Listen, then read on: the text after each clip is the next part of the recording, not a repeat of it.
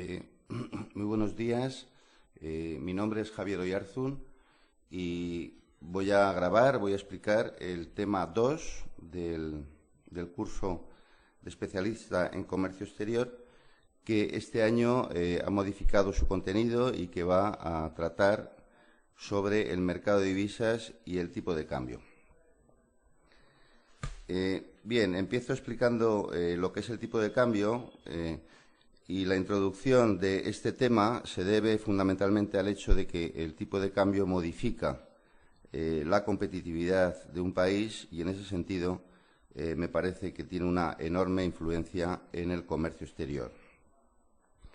Bueno, en primer lugar, señalar que el tipo de cambio es un precio macroeconómico, en el sentido de que afecta a todos los agentes económicos de un territorio, en el caso español de España, y dado que nosotros no tenemos una moneda propia, sino que compartimos el euro con otros 17 países, afecta al conjunto del territorio de la Unión Monetaria Europea.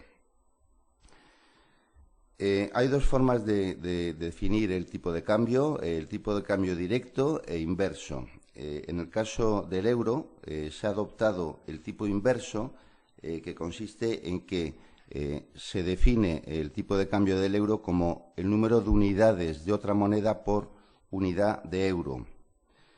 El tipo de cambio directo es el contrario, es el que utilizaba la peseta, es decir, el número de unidades de moneda nacional contra unidad de moneda extranjera. No altera nada la definición al efecto que pueda tener el tipo de cambio. Uno es el inverso del otro, nada más. Bueno, existen otras modalidades, otros tipos de cambio diferentes, que serían el tipo de cambio a contado y a plazo. El tipo de cambio al contado es el que se acuerda en un día y se ejecuta ese mismo día, es decir, se firma un contrato de compraventa de divisa. Ahora veremos en qué consiste este concepto, y ese mismo día se realiza la operación. El cambio del tipo de cambio a plazo es aquel en el que se firma hoy el contrato, pero se ejecuta en el futuro, a más, por lo tanto, de un día, normalmente a 3 meses, 6 meses, o el tiempo que esté dispuesto a pactar el banco con el cliente. Otra modalidad de tipo de cambio sería el tipo comprador y el tipo vendedor. Siempre desde el punto de vista bancario se definen estos tipos de cambio. Es decir, comprador es lo que paga el banco a un cliente al comprarle sus divisas al cliente. Y vendedor es lo que cobra el banco por vender divisas a un cliente. Daría también luego el tipo de cambio nominal versus el tipo de cambio real. El tipo de cambio nominal es el tipo de cambio de mercado, es decir, es el que encontramos en un banco cuando vamos a hacer una operación de compraventa de divisas. Mientras que el tipo de cambio real es el tipo de cambio teórico que nos permite medir la competitividad de una economía a través del tipo de cambio y de la inflación. Es decir, teniendo en cuenta estas dos variables, se modifica la competitividad de un país, tanto en el propio territorio de ese país como en el resto del mundo. El tipo de cambio efectivo también es un tipo de cambio teórico y existe en su modalidad nominal y la real. Es el tipo de cambio que tiene un país o que tiene una moneda, la moneda de un país o de un territorio, con un conjunto de países. Puesto que el tipo de cambio es bilateral por definición, no existe un tipo de cambio efectivo, nominal, en la realidad. Por lo tanto, se construye. Por ejemplo, si queremos saber cómo evoluciona el tipo de cambio del euro con América Latina, construimos un tipo de cambio efectivo, es decir, con el conjunto de países que conforman esta región de América Latina.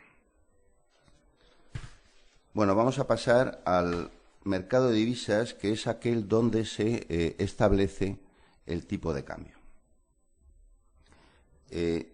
La definición de divisa es moneda extranjera o dinero extranjero, para ser más precisos. Existen dos modalidades de dinero fundamentales, que son, por un lado, los billetes y monedas con los que pagamos en las tiendas y utilizamos para las pequeñas compras, y las cuentas corrientes.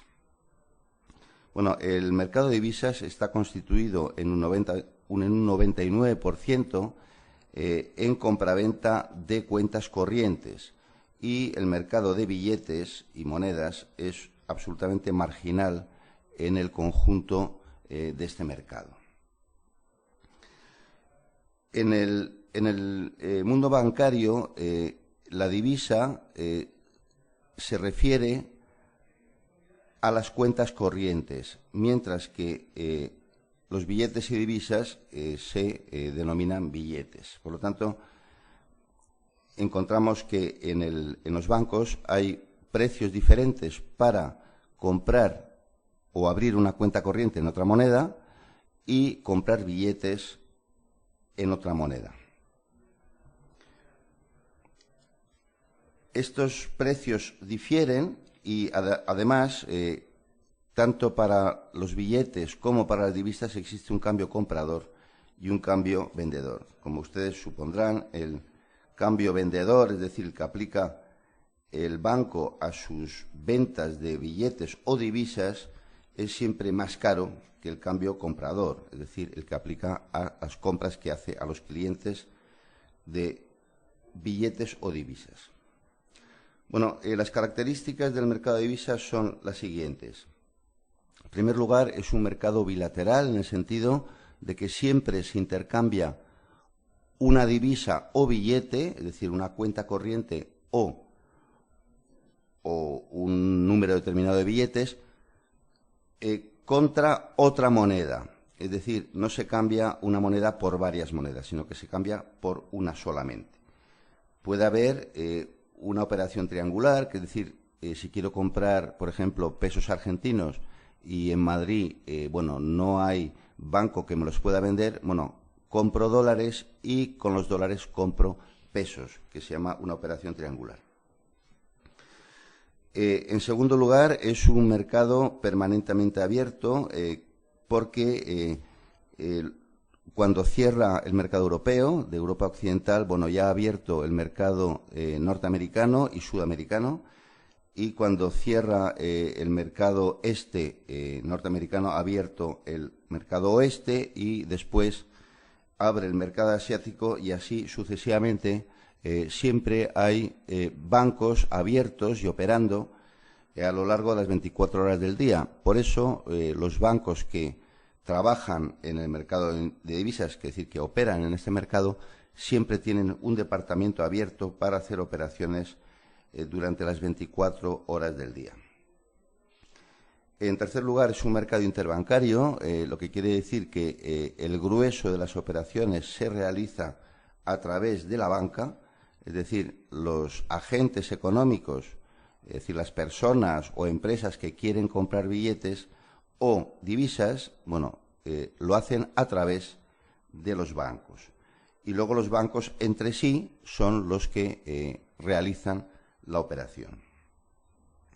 Por último, decir que es un mercado muy competitivo, es de los pocos mercados que podríamos decir que se acerca a la llamada competencia perfecta en el sentido teórico, porque el número de participantes en el mercado es muy elevado y ninguno de ellos, en principio, podría influir en el precio, que es lo que define a un mercado de competencia perfecta. En cuanto a las funciones que tiene este mercado, son tres. La primera, que es la más conocida, que es la transferencia de poder de compra, es decir, permite que un ciudadano que reside en España pueda viajar a Estados Unidos y comprar en Estados Unidos a partir de su dinero. Es decir, lo que hace el mercado de divisas es convertir sus euros en dólares, ¿no? Por lo tanto, esta es la función más conocida que tiene el mercado de divisas. La segunda es que permite la financiación internacional, es decir, que permite que un residente en España pueda tomar prestado dinero extranjero, por ejemplo, un préstamo de un banco japonés, y utilizarlo en Europa para comprar, por ejemplo, una vivienda. Bueno, puesto que le darán el dinero en yenes, que es la moneda japonesa, el mercado de divisas lo que hace es convertir los yenes en euros y permitir, por lo tanto, al prestatario que pueda adquirir su vivienda en euros, que es la moneda que le van a exigir para esta compra. Y por último, la tercera función es la de cobertura del riesgo de cambio. El riesgo de cambio es lo que sucede, lo que ocurre cuando un sujeto físico o jurídico tiene un activo o un pasivo en moneda extranjera. Por ejemplo, un residente en España que tiene acciones en Nueva York, ¿no? Es decir, denominadas en dólares, y por lo tanto el precio o el valor, mejor dicho, de esas acciones en euros depende del tipo de cambio. Si el tipo de cambio se modifica, el patrimonio en acciones americanas que tiene este residente en España puede variar. Si el dólar se aprecia, este ahorrador residente en España gana dinero, pero si el dólar se deprecia, este ahorrador perdería dinero, puesto que obtendría menos euros con sus acciones que antes de la depreciación.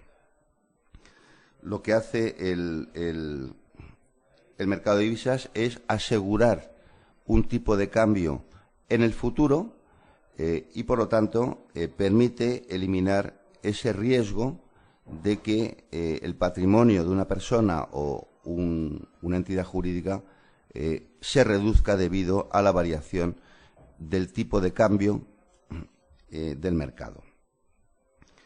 Bueno, se llaman operadores del mercado,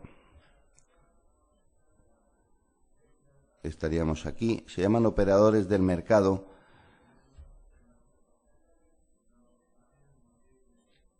los sujetos jurídicos, básicamente los intermediarios fundamentales en el mercado de divisas. Y estos son, como señalaba antes, los bancos comerciales. También hay otras empresas multinacionales que operan en el mercado, como por ejemplo los bancos de inversión o los bancos que pertenecen a grandes holding empresariales.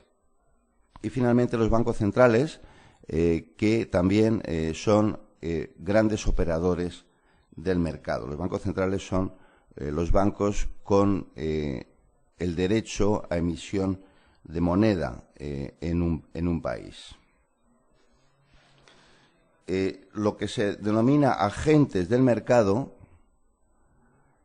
son las personas, empresas o administraciones que ofrecen o demandan divisas en el mercado. Es decir, los bancos actúan como intermediarios de los agentes, que son quienes realmente ofrecen y demandan estas divisas.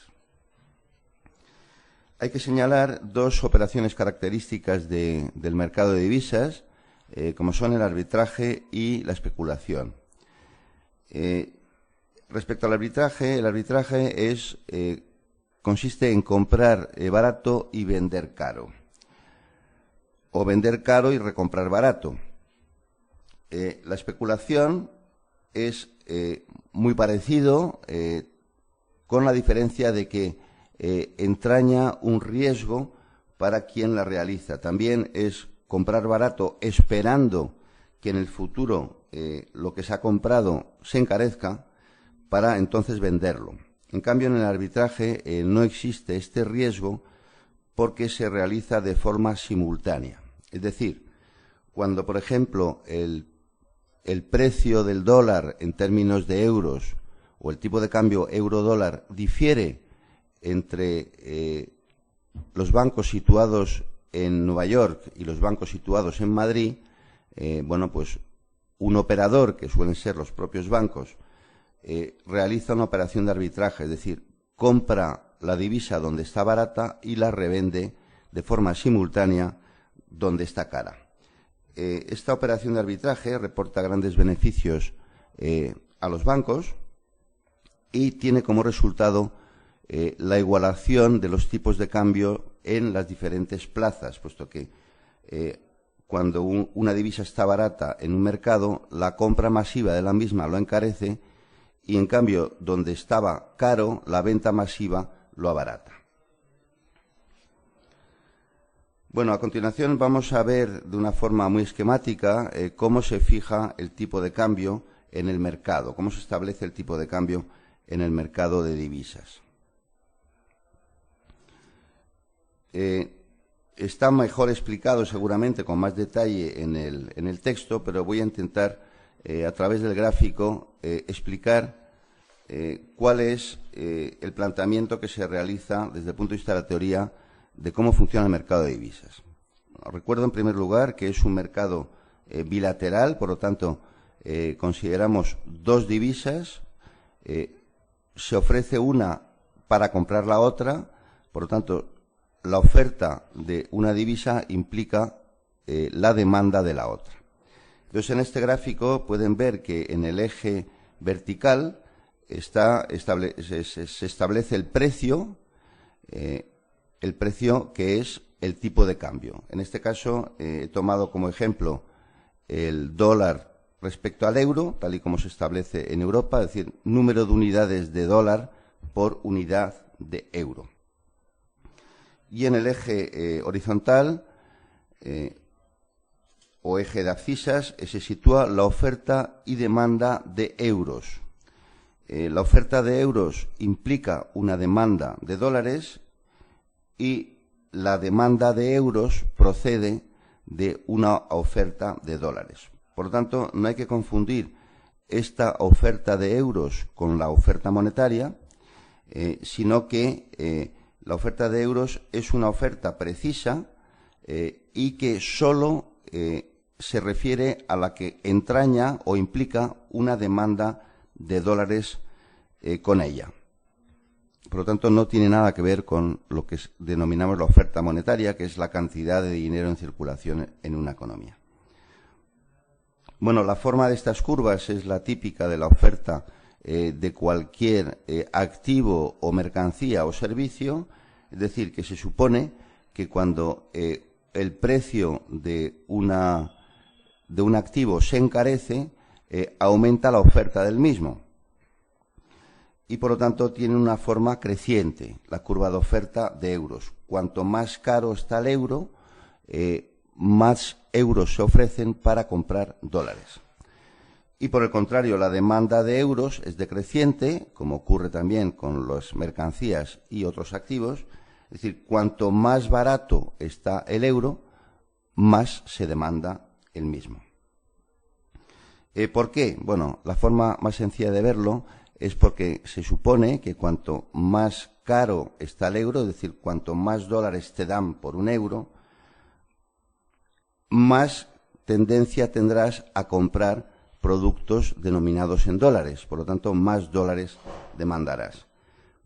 Y lo mismo ocurriría por el lado de la demanda, es decir, cuanto más barato está el euro, más dólares se ofrecerán para comprar euros, puesto que más barato saldrá comprar productos en esta moneda.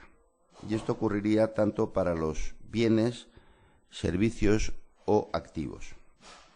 Un ejemplo de servicio sería de que si el euro está fuerte, es muy barato y viajar a Estados Unidos porque se nos vuelve más barata la vida en ese país. Por lo tanto, habría mayor demanda de dólares.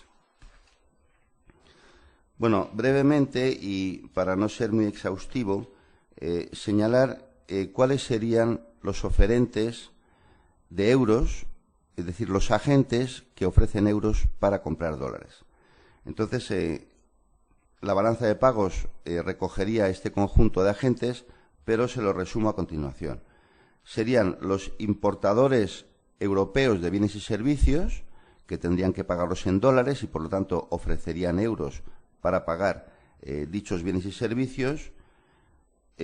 aquellos agentes que repatrian rentas obtenidas en Europa y que son residentes de Estados Unidos. Entonces, si repatrian rentas porque obtienen, por ejemplo, beneficios en Europa o intereses de préstamos, bueno, pues eso implicará, como lo van a cobrar en euros, implicará una demanda de dólares para volver a situar su dinero en su país de residencia, que sería Estados Unidos. La exportación de capital de residentes europeos a Estados Unidos tendría un efecto similar. Es decir, si queremos abrir un negocio, por ejemplo, en Estados Unidos, puesto que disponemos de euros y no de dólares, tendremos que ofrecer los euros para comprar los dólares y poder realizar la inversión en dicho país. Y por último, establezco como agentes aquellos que, habiendo invertido en Europa, desean desinvertir, es decir, desean volver a situar su capital en Estados Unidos. Como su capital está situado en Europa y al venderlo obtendrán euros, lo que van a hacer es esos euros venderlos para poderlos convertir a dólares e invertirlos a su vez en Estados Unidos. Bueno, la demanda de euros procedente de una oferta de dólares tendría el mismo sentido, solo que a la inversa, ¿no? Lo pueden ustedes ver en esta transparencia y por ello no me detengo en su explicación. Sería exactamente lo contrario. Lo siguiente sería la inclinación y posición de las curvas. Bueno, esto es algo más técnico y bueno, si tienen alguna duda se la puedo explicar a través del foro, pero no quisiera detenerme demasiado en esta cuestión. Bueno, por último decir, respecto al tipo de cambio real, hacer una explicación, puesto que sería lo que más afecta directamente al comercio, a la competitividad de la economía, y que está recogido en el tema del capítulo 3. Es decir, un país modifica su competitividad cuando se modifica su tipo de cambio. En el caso español sabemos que nuestra moneda no es propia, pero también varía el tipo de cambio del euro respecto a otras monedas, en particular respecto al dólar. Bueno, la variación del tipo de cambio del euro, por ejemplo, respecto al dólar, modifica en sí mismo la competitividad. Si el euro se aprecia, la competitividad de los productos, bienes, servicios y activos europeos se reduce. ¿Por qué? Porque se encarecen en términos de dólares, ¿no? Hay que dar más dólares por cada euro y, por lo tanto, bienes, servicios y activos se vuelven más caros para los tenedores de dólares. Lo contrario ocurre con la depreciación, es decir, cuando hay que dar menos dólares por cada euro. En ese caso, se gana competitividad, ¿no? Porque los americanos tienen que entregar menos dólares por cada euro y, por lo tanto, todos los productos que están denominados en euros pasan a ser más baratos en dólares. Es importante señalar que el aumento de la competitividad debido a una depreciación se produce tanto en el territorio europeo como en el territorio americano. Por lo tanto, es una ganancia de competitividad universal. Esto es muy importante porque una economía que ha perdido competitividad la puede recuperar, como siempre históricamente hizo España, a través de la depreciación o devaluación de su moneda. Bien, creo que con ello he terminado la explicación de este tema e insisto que cualquier duda que puedan seguir teniendo estaré a su disposición para contestarla en el foro. Muchas gracias.